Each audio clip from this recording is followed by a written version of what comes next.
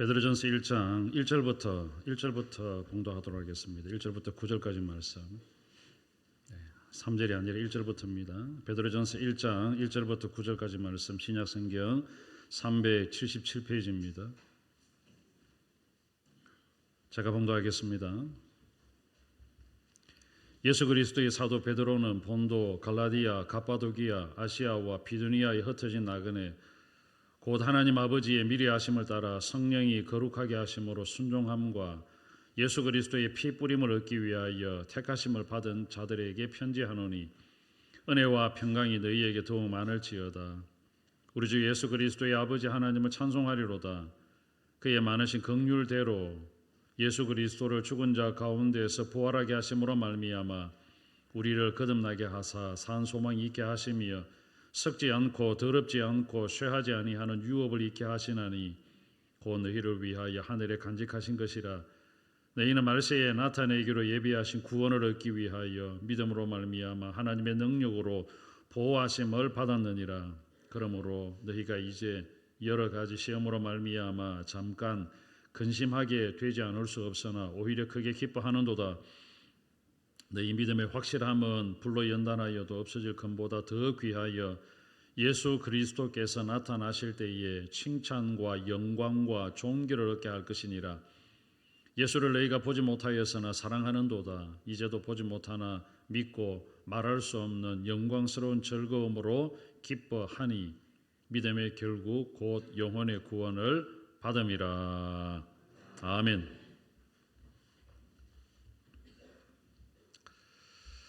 날씨가 많이 덥습니다. 무더위 가운데에도 여러분이 영적으로 건강하고 육체적으로 강건한 그러한 삶이 지속되기를 주님의 이름으로 축복합니다.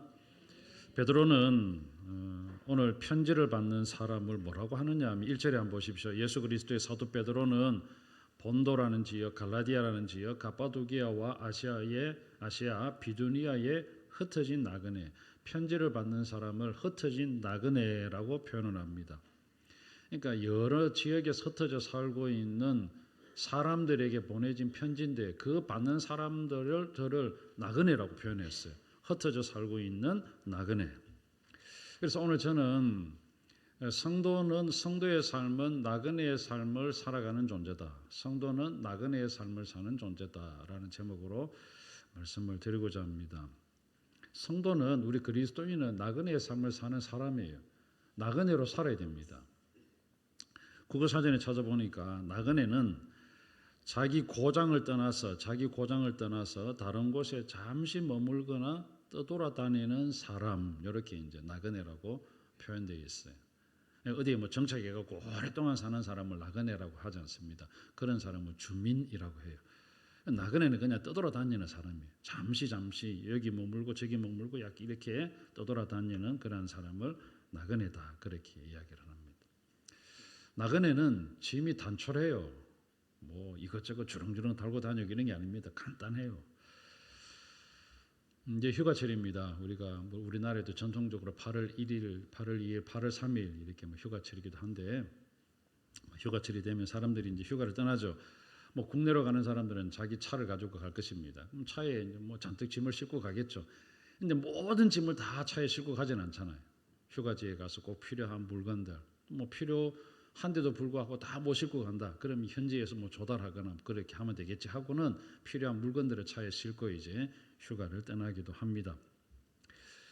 외국에 나가는 사람들도 있습니다. 그렇죠? 휴가 떠날 때 외국에 나가는 사람도 캐리어 큰 거 하나 아니면 기내용 하나 많으면 이제 그렇게 2개를 가져가기도 하고, 어떤 사람은 배낭여행 가는 친구들을 보니까 젊은 친구들은 그 배낭 속에다가 1달, 2달, 3달 정도 살 수 있는 짐, 정말 생존에 필요한 거, 꼭 필요한 거, 생존에 필요한 것만 집어넣고 무거운 배낭을 뒤에 짊어지고 앞에 짊어지고 그렇게 여행을 하는 것을 보게 됩니다.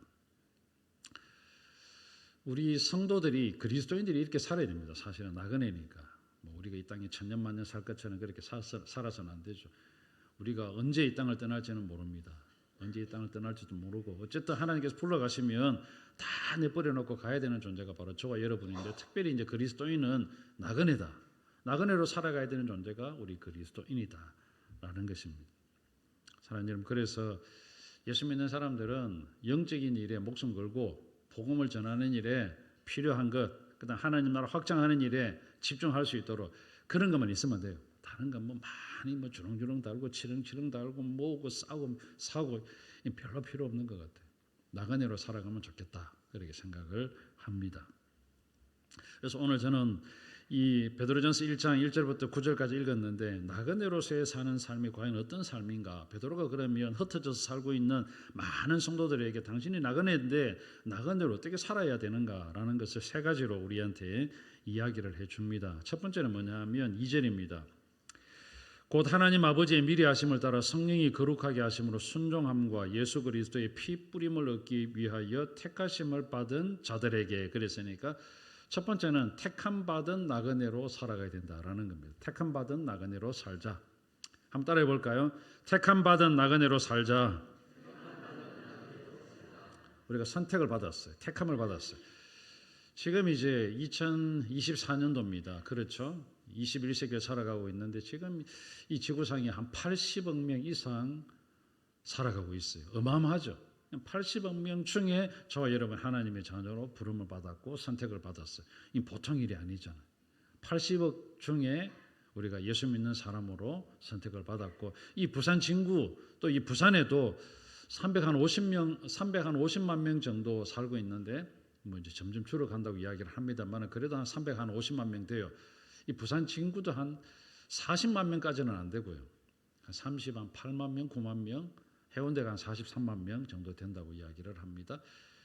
그런데 이 부산의 350만 명 중에 예수 믿는 사람들이 한 40만 명 정도 안 되거든요. 40만 명도 안 되는 것 같아요. 한 1,800여 개의 교회가 있고 예수 믿는 사람을 다 합하면 한 40만 명 조금 안 되는 것 같습니다. 한 10% 정도. 10%에 속하는 사람들이 바로 저와 여러분. 하나님께서 그렇게 우리를 불러주셨다는 거예요. 선택을 해준 사람들. 특별하게 여러분 선택해 주셨어요. 왜 선택해 주었는가? 사랑하는 여러분, 하나님께서 우리를 부르신 목적이 있잖아요. 우리를 택하시고 부르시고 하나님의 자녀가 되게 만드신 이유가 있어요. 그것이 오늘 2절인데 우리가 그냥 읽었는데 다시 한번 읽어볼까요? 시작. 곧 하나님 아버지의 미리 하심을 따라 성령이 거룩하게 하심으로 순종함과 예수 그리스도의 피 뿌림을 얻기 위하여 택하심을 받은 자들에게 편지하노니 은혜와 평강이 너희에게 더욱 많을지어다. 왜 선택해 주셨는가? 세 가지예요. 첫째는 우리를 거룩하게 하시려고. 2절에 보면 성령이 거룩하게 하심으로 우리를 거룩하게 만들기 위해서 선택해 주었어요. 그러니까 택함 받은 사람이라면 어떻게 살아야 될까요? 거룩하게 살아야죠. 택함 받은 사람이라면 거룩이 뭐냐 하면 구별되게 사는 거예요. 거룩이라고 말할 때 우리가 거창한 거다. 물론 그럴 수 있겠지만 구별되게 사는 것이 거룩입니다. 예수 안 믿는 사람과 구별되게 사는 것. 예수 믿지 아니하는 사람들과 가치관을 구별하여 사는 것. 예수 믿지 아니하는 사람들과 생각이 다르게 사는 것. 사랑하는 여러분, 우리는 이 땅에 영원토록 살아가는 존재가 아니라 그랬잖아요. 나그네로 살잖아요. 잠시 잠깐 사는 거잖아요. 그러니까 이 땅에 영원토록 살 것처럼 그렇게 사는 것이 아니라 잠시 사는 것이니까 꼭 필요한 것. 하나님께서 우리를 선택해서 불러주신 목적이 뭔가, 이유가 뭔가 그것을 발견하고 거룩하게 구별되게 사는 것이 거룩이다. 구별이죠, 구별. 두 번째는 거룩하게 한 이유가 뭐냐면 순종이에요, 순종. 사랑하는 여러분, 하나님의 말씀대로 사는 게 순종이잖아요. 하나님의 말씀대로 살지 않는 게 불순종인데 불순종이 죄거든요. 하나님의 말씀대로 살지 않는 게 잘못 사는 거예요. 하나님께서 원하시는 대로, 하나님께서 기뻐하시는 대로 사는 것이 제대로 사는 겁니다. 예를 한번 들어볼까요? 여러분, 여기에 있는 컵이 있습니다. 컵이 있습니다. 이 컵은 물을 담거나 뭐 이렇게 하는 이제 그 목적을 위해 만들어졌잖아요. 컵이 정말 소중하게, 귀중하게 가장 멋지게 사용되어지는 것은 그냥 이렇게 물을 담아서 이렇게 두는 거죠. 사람에게 그렇게 쓰임 받는 거죠. 물론 이제 뭐 컵이 깨져갖고 이빨이 다 나가갖고 여기다가 뭐 꽃을 심을 수도 있겠지만 그거는 이제 컵의 용도와는 달라진 거죠. 하나님 여러분, 다 목적이 있게 지어졌습니다. 시계도 마찬가지죠. 시계도 시간을 분명하게 가르쳐주기 위해서 시계가 만들어졌잖아요. 그런데 시계가 망가집니다. 이게 잘못 되어진다면 이게 뭐 시계에 존재할 이유가 없잖아요.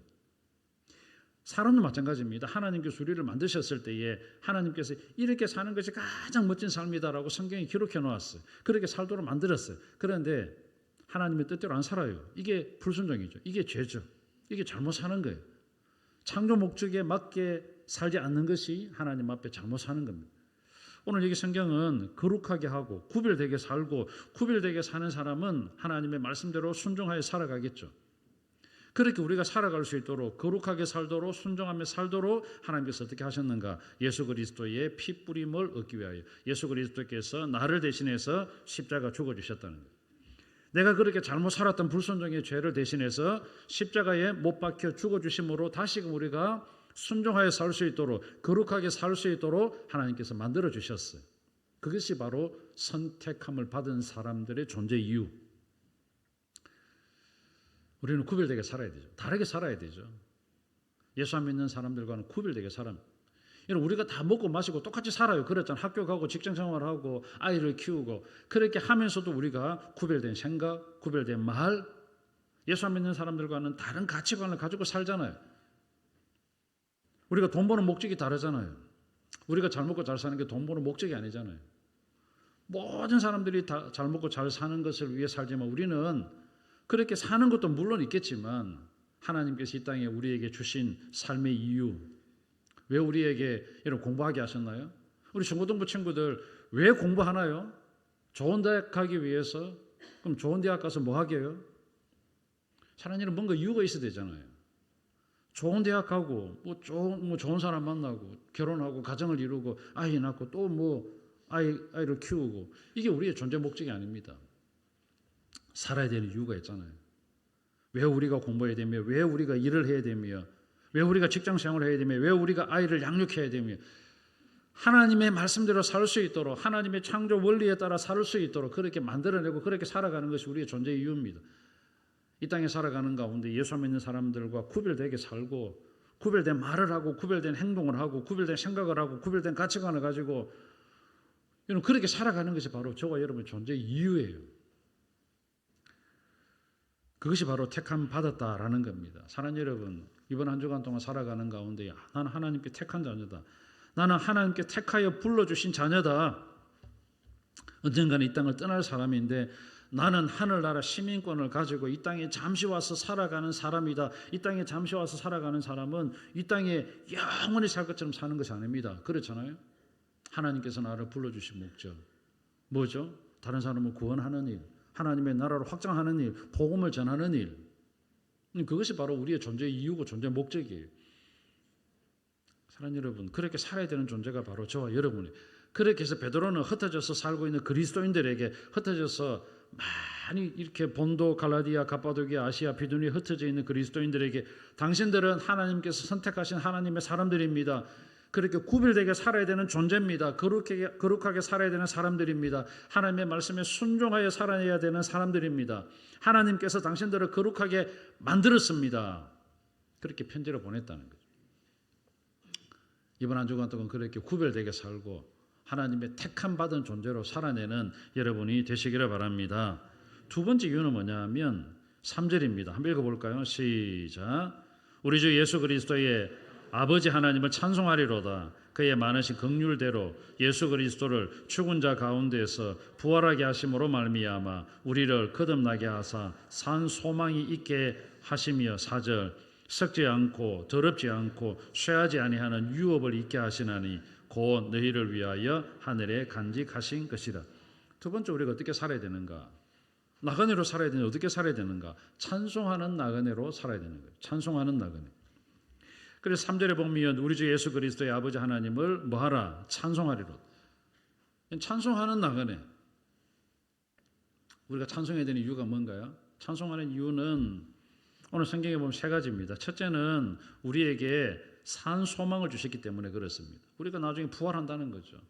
죽어도 다시 천국 가면 영혼과 육체가 다시 주님께 재림하시는 날 완벽한 부활체의 모습으로 바뀐다는 산 소망이 있기 때문에 찬송할 수 있는 거죠. 이 땅의 삶이 전부가 아닙니다. 이 땅의 삶 마감하는 그날 우리는 천국으로 이사를 가는 겁니다. 죽음은 여러분 죽는다고 하는 것은 이 땅에서 천국으로 가는 관문입니다. 그냥 숨이 호흡이 끊어지면 이 땅의 삶을 마감하고 천국으로 들어가게 되는 거죠. 이게 죽음이에요. 죽음을 두려워할 이유도 없고 죽음을 무서워할 이유도 없습니다. 죽는 그 순간 천국으로 가기 때문에 산 소망이 있잖아요. 이게 끝이 아니잖아요. 끝이 아니니까 여러분 이 땅에서 삶을 마감하고 천국으로 들어가는 관문이 죽음인데 여러분 우리가 죽는다고 하는 것은 기쁨 가운데 맞이할 수 있는 것입니다. 그래서 장례식 때에 여러분 장례식 때에 유일하게 노래 부르는 사람들이 누굽니까? 예수 믿는 사람들. 있을 수 없는 일이잖아요.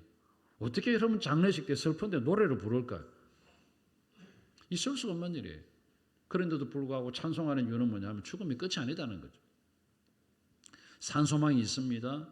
예수 그리스도께서 죽은 자 가운데서 부활하심으로 말미암아 부활하게 하심으로 말미암아 우리에게도 그러한 산 소망이 있기 때문에 찬송할 수 있습니다. 두 번째는 썩지 않고 더럽지 않고 쇠하지 아니하는 하늘나라의 유업을 우리한테 주셨어요. 사랑하는 여러분, 우리에게 하나님 나라를 주셨다는 겁니다. 이 땅의 삶이 전부가 아니라 하나님 나라를 우리한테 주셨기 때문에 그 놀라운 하나님의 나라를 가진 사람이니까 찬송할 수 있다는 거죠. 세 번째 찬송할 이유는 뭐냐면 구원받았기 때문에 그렇습니다. 5절에 한번 보십시오. 너희는 말세에 나타내기로 예비하신 구원을 우리에게 주셨다는 거죠. 구원을 얻기 위하여 믿음으로 말미암아 하나님의 능력으로 보호하심을 받았다. 하나님께서 우리에게 구원을 주시기 위해서 지금 믿음으로 우리가 예수 믿게 되면 하나님께서 능력으로 우리를 보호해 주셔서 결국은 우리가 이 세상을 떠나는 날 완벽한 구원을 우리에게 주신다는 거죠. 한번 보십시오. 이 땅의 삶이 전부가 아닙니다. 천국이 우리한테 보장되어 있습니다. 산 소망이 있습니다. 하나님 나라를 우리한테 유업으로 주셨습니다. 우리에게 구원을 주셨습니다. 그러니까 찬송할 수 있다는 거죠. 오늘 여기에 세 가지 기록된 것, 산 소망, 하늘나라의 유업, 구원, 이 땅에서 누릴 수도 있는 것이지만 완벽하게 누릴 수 있는 그때는 천상이잖아요. 천국에서 이것을 완벽하게 누릴 수 있잖아요. 사랑하는 여러분, 이 땅의 삶이 전부가 아니잖아요. 물론 외국을 여행하다 보면 우리나라보다 더 멋있게 해놓았고 더 잘 해놓았고 더 멋있게 살아가고 있는 사람들이 많이 있습니다. 집도 그렇고요. 음식도 그렇고요. 사람들의 생활 방식도 문화도 그렇고 환경도 우리보다 훨씬 더 나은 그러한 환경 가운데 살고 있는 것을 볼 때도 있습니다. 그렇지 않은 나라도 많겠죠. 우리보다 더 아름다운 나라를 여행하면서도 뭐 우리가 부럽기도 하죠. 일시적으로. 근데 여러분 그런 것도 하루 이틀이에요. 그런 음식을 먹는 것도 하루 이틀이에요. 한 일주일쯤 지나면 뭐가 생각이 나는가요? 집 생각이 나고 김치 생각이 나고 그래요. 고추장 한번 비벼서 뭐 비빔밥 한번 먹었으면 좋겠다. 시원한 비빔냉면이라도 한 그릇 먹었으면 좋겠다. 이런 생각이 나요. 아무리 좋은 호텔이라 할지라도 집이 좋거든요. 내 집이 좋잖아요. 집에 가고 싶다는 거예요. 마찬가지입니다. 우리가 이 땅의 삶이 아무리 좋다 할지라도 천국을 사모하고 살잖아요. 천국을 기대하며 살잖아요. 성도는 이 땅의 삶이 전부가 아니다는 걸 알거든요. 그러니까 내가 돌아갈 고향이 있고 내가 가야 되는 천국이 있고 그 천상에 놀란 것이 기다리고 있으니까 이 땅의 삶이 아무리 어려워도 찬송할 수 있습니다. 제가 어저께 이 설교 준비하면서 목양실에서 찬송가 491장을 불렀습니다. 찬송가 492장도 불러봤어요. 페루에서 온 민병문 선교사님 휘슬을 하나 주고 갔거든요. 그때 막 휘슬 가지고 불었잖아요. 저한테 휘슬을 몇 개나 줬어요. 한 4개인가 5개인가 휘슬, 피리 같은 걸 줬어요. 이게 휘슬이 다 다르거든요. 이게 이제 뭐 D 코드를 부는 휘슬이 있고 그 다음에 C 코드를 부는 게 있고 다 달라요. 제가 찬송가 491장, 492장 펴놓고 찬송 부르다가 휘슬을 불었다가 찬송을 부르다가 휘슬을 불었다가 참 감동이 되었습니다. 491장은 저 높은 곳을 향하여 라는 찬송입니다. 2절에 보면 괴로움과 죄가 있는 곳 나 비록 여기 살아도 빛나고 높은 저곳을 날마다 바라봅니다 라는 찬송이에요. 우리가 찬송가 491장 알잖아요. 저 높은 곳을 향하여 날마다 나아갑니다.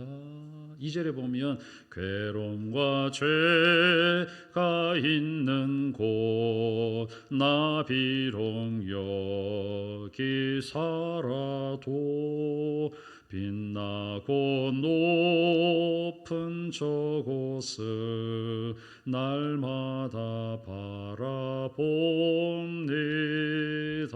같이 할까요? 내 주여 내 맘 붙드사 그곳에 있게 하소서. 그곳은 빛과 사랑이 언제나 넘치옵니다.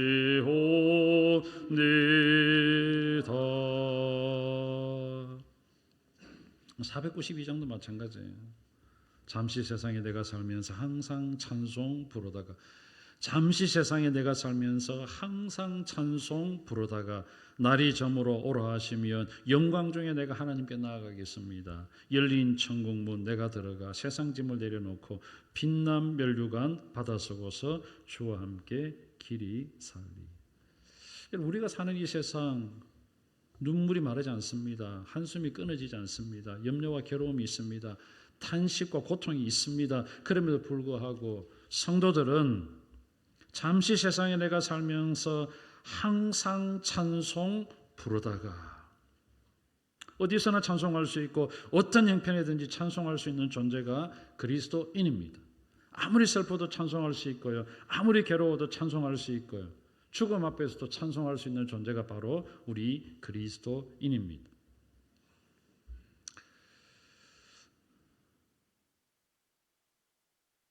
저는 제 어머니의 마지막 모습을 기억합니다. 마지막 가족들이 다 모였습니다. 침상에서 어머니 계셨고 가족들이 다 모였습니다. 어머니가 제일 좋아하는 찬송 주 안에 있는 나에게를 같이 불렀습니다. 다 같이 불렀어요. 주 안에 있는 나에게 딴 근심이 있어요. 찬송 또 찬송하고 찬송하고. 어머니 그렇게 돌아가셨어요. 주 안에 있는 나에게 딴 근심이 있으랴 찬송하시면서 돌아가셨어요. 여러분 이게 그리스도인이잖아요. 그리스도의 힘이 뭔가요? 그리스도인의 능력이 뭔가요? 찬송이잖아요. 아무리 힘들어도 아무리 감옥 속에 갇힌다 할지라도 바울은 찬송이었어요. 어두컴컴한 빌립보 감옥에서 찬송할 때에 기도할 때에 하나님께서 그들과 함께 해주셨잖아요. 날씨가 많이 무덥습니다. 힘듭니다. 때로는 답답한 그런 환경이 있을 수 있습니다. 내 기도 응답을 하나님께서 들어주지 않는 것 같은 그러한 사망이 엄침한 골짜기로 통과하는 것 같은 괴로운 상황 가운데 있을 수도 있습니다. 그럼에도 불구하고 여러분 찬송을 놓치면 안 됩니다. 찬송하십시오. 찬송하십시다. 이번 한 주간 동안 기쁨 가운데 찬송하십시다. 하나님께서 우리의 삶을 어떻게 바꾸어 놓았는지, 하나님께서 우리의 삶을 어떻게 변화시키는지 찬송하면서 한번 경험해 보십시다. 그것이 바로 흩어져 살고 있는 나그네들에게 베드로가 권면한 내용이에요. 찬송하며 살아가는 나그네입니다. 찬송이 끊어지지 아니하는 그런 삶을 살아야 되는 존재가 바로 우리 그리스도인입니다. 그랬어요. 세 번째 6절입니다. 6절 한번 읽어볼까요? 시작. 그러므로 너희가 이제 여러 가지 시험으로 말미암아 잠깐 근심하게 되지 않을 수 없으나 오히려 크게 뭐하는도다? 기뻐하는 존재가 바로 우리 그리스도인이에요. 기뻐하며 살아가는 나그네, 기뻐하는 나그네로 살아가라. 8절에도 여러분 그렇습니다. 예수를 너희가 보지 못하였으나 사랑하는도다. 이제도 보지 못하나 믿고 말할 수 없는 영광스러운 즐거움으로 뭐하니? 기뻐하니. 우리 예수님 눈으로 못 봤습니다. 육신의 눈으로 못 봤습니다. 그러나 이제도 보지 못하나 믿고 예수님께서 계신다. 믿고 말할 수 없는 영광스러운 즐거움으로 기뻐한다. 기쁨. 여러분 성도들에게 있어서 가장 큰 영적인 무기가 뭔지 아십니까? 기쁨이에요. 감사해요. 그래서 바울은 데살로니가 성도들에게 항상 뭐하라? 기뻐하라. 기뻐하잖아요. 여러분 항상 기뻐하라라고 하는 건 명령이에요. 기뻐하지 않을 순간에도 기뻐하라는 겁니다. 오늘 이 편지를 받는 흩어져 살고 있는 성도들은 우리처럼 이렇게 편안하게 예배드릴 수 있는 환경 가운데 있지 않았습니다. 로마의 15대 왕 박해를 했습니다. 예수 믿는다는 이유로 조롱을 당하고 채찍질을 당해야 됐고 결박을 당하고 옥에 갇히고 돌로 침을 당하고 톱으로 몸이 반동가리가 나고 칼로 죽임을 당하고 양과 염소 가죽을 입고 유리하고 궁핍과 환난과 학대를 받아야 됐고 때로는 박해를 피하여서 광야로 산으로 동굴로 토굴에 유리하는 그런 삶을 살아야 됐습니다. 지금도 여러분 로마에 가면 모든 길은 로마로 통한다는 길이 있습니다. 그 길을 아피아 가도라고 한답니다. 아피아 가도. 그렇게 넓진 않아요. 아피아 가도. 마차가 한 2대 정도 지나갈 정도로 아피아 가도. 잘 닦여져 있습니다. 대리석으로 깔아져 있습니다. 물론 울퉁불퉁하죠. 그 당시에는 그게 고속도로였어요. 그 도로가 고린도까지 연결되어 있습니다. 수백 킬로 연결되어 있죠. 그래서 모든 길은 로마로 통한다는 아피아 가도. 전기가 있었겠습니까? 없었습니다. 캄캄합니다. 예수 믿는 사람을 잡아다가 군데군데 막대기를 세워놓고 전봇대처럼 세워놓고 거기다가 사람을 붙들어 매놓고 기름을 붓고 불을 질렀습니다. 밤에 활활 타서 그 아피아 가도를 밝히는 가로등으로 만들었다는 거예요. 그게 그리스도인이었어요. 그런 삶을 살았습니다. 그렇게 핍박을 당하고 그렇게 학대를 당하는 사람들에게 기뻐하며 사십시오. 당신들은 기뻐하는 나그네들입니다. 라고 이야기했어요. 대표적인 사람이 있었습니다. 폴리캅이라는 사도가 있었습니다. 사도 요한의 제자였습니다.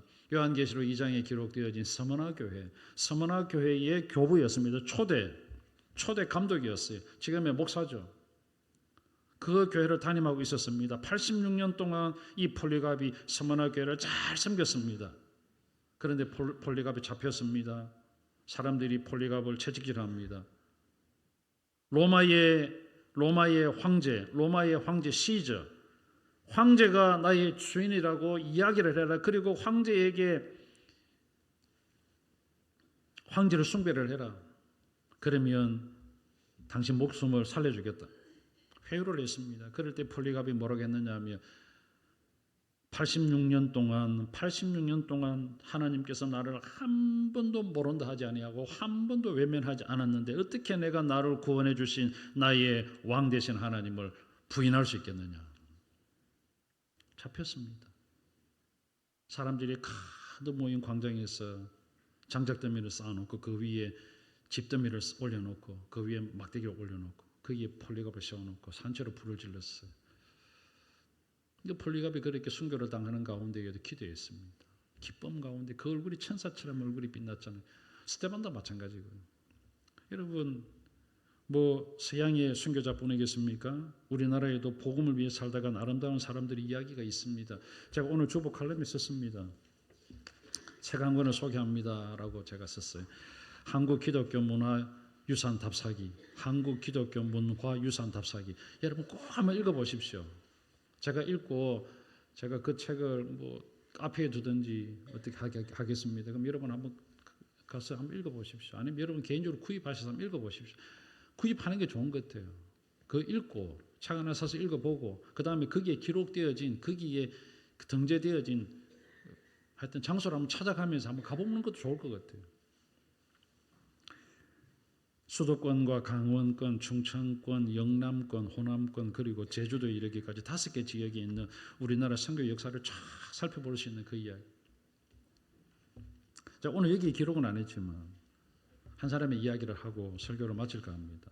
사랑하는 여러분 심훈이라는 일제시대 때의 계몽 문학자였던 심훈이 쓴 소설 상록수라는 걸 알 겁니다. 거기 주인공 이름이 최영신이거든. 최영신. 그 최영신이 실제 인물이에요. 상록수에는 최영신으로 되어 있지만 실제 인물은 최용신이라는 여자예요. 최용신. 경기도 안산에 가면 그 최용신이가 가르쳤던 그녀가 가르쳤던 학생들을 가르쳤던 샘골 마을이 있는데 그 샘골 마을에 최용신 기념관이 있다고 그 책에 기록되어 있어요. 제가 그 책을 읽었습니다. 그 부분을 읽었어요. 내용이 이렇습니다. 최용신은 1909년 8월 12일 함경남도 덕원에서 태어나 1928년 함경남도 원산에 선교사가 세운 루시 여자 고등 보통학교를 졸업했습니다. 고등학교 졸업했어요. 그리고는 이제 서울에 있는 감리교 협성여자신학교, 지금 감리교 신학대학에 농촌 지도사업과에 입학을 했습니다. 공부하던 중에 1931년도 10월 달에 YWCA가 우리나라 들어왔거든요. 그 YWCA에서 교사로 안산에 이제 파견이 되었어요. 안산에서 시골이죠. 완전히 샘골 꼴짝이죠. 그 꼴짝에 들어가서 아이들에게 이제 학생들을 가르쳤는데 그 제일 먼저 어디 갈 데가 없으니까 예배당에서 아이들을 모아갖고 아이들을 가르쳤습니다. 함께 놀고 거기 동네에 있는 부녀자들과 함께 일하면서 이제 마을 사람들과 가까워졌습니다. 사람들과 가까워지니까 한글 가르치고 재봉 가르치고 수예 가르치고 동화 가르치고 노래를 가르치고 성경을 가르치고 예수 믿게만. 자기의 목적이 예수 전하는 거죠. 그게 너무너무 잘 됐어요. 학생 수가 점점점 늘어나니까 교실 수가 부족해서 1933년도 만 2년 만에 건축을 할 정도로 새로운 강습소를 건축할 정도가 됐습니다. 그렇게 2년을 보내고 난 다음에 최용신이가 1934년도 25살 나이입니다. 여러분 25살이에요. 얼마 안 됐어요. 25살 나이에 일본 고베 여자신학교 사회사업과에 입학을 하게 됩니다. 입학했는데 1년도 채 안 돼갖고 몸이 너무너무 아파갖고 다시 샘골로 돌아와요. 안산에 자기가 사역했던 곳에 돌아옵니다. 1935년 1월 23일 과로 너무 몸을 아끼지 않고 했던지 과로, 그 다음에 영양실조 너무 못 먹어갖고 나중에 보니까 장이 들러붙어갖고 먹지를 못하는 거예요. 그러다가 26살에 세상을 떠나게 됩니다. 26살. 안타깝죠. 1월 23일 세상을 떠나는데 4월 달에 결혼을 앞두고 있었어요. 4월 달에 결혼해야 되는데 결혼 앞두고 3개월 전에 세상을 떠났습니다. 여러분 이런 우리가 최용신이라는 자매의 이야기는 잘 모릅니다. 그렇잖아요. 우리나라에 잘 알려지지도 않았고요. 초창기에 이런 기독교에 아주 귀한 일꾼들이 있어서 지금까지 우리에게 복음이 전해진 겁니다. 그런데 최용신은 그렇게 힘들게 살고 치열하게 살면서도 한 번도 찡그리지 않았다는 거예요. 기쁨을 잃지 않았다는 거예요. 대단하지 않습니까? 그게 그리스도인이에요. 사랑하는 여러분, 여러분 그래 살아야 되는 존재.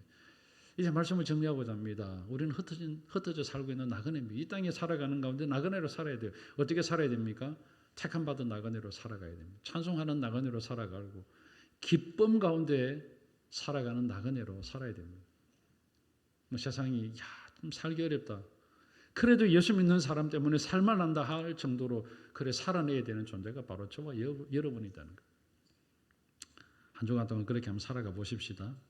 이 땅에 영원토록 살 것처럼 살지 말고 구별되게 거룩하게 말씀에 순종하여 한번 살아가 보십시다.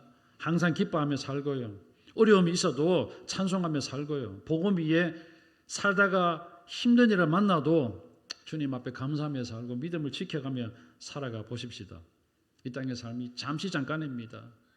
조금 있으면 우리가 다 천국 가게 될 존재들 아닙니까? 사랑하는 여러분, 힘들어도 기뻐하며 살고 어려워도 감사하며 살고 찬송하며 살아가 보십시다. 그럴 때 하나님께서 우리를 맞아 주실 겁니다. 7절 끝에 한번 보십시오. 너희의 믿음의 확실함은 불로 연단하여도 없어질 것보다 더 귀하여 예수 그리스도께서 나타나실 때에 칭찬과 영광과 존귀를 얻게 할 것이니라. 이렇게 하나님 앞에 서는 그날 칭찬받고 참 네가 멋있게 살았다. 하나님께 영광을 돌려드리며 모든 사람들 앞에서 얘 봐라 이런 멋지게 살다 왔다. 그렇게 많은 사람 앞에서 존귀 여김 받는 우리의 남은 인생이 되시기를 주님의 이름으로 축원합니다. 아멘.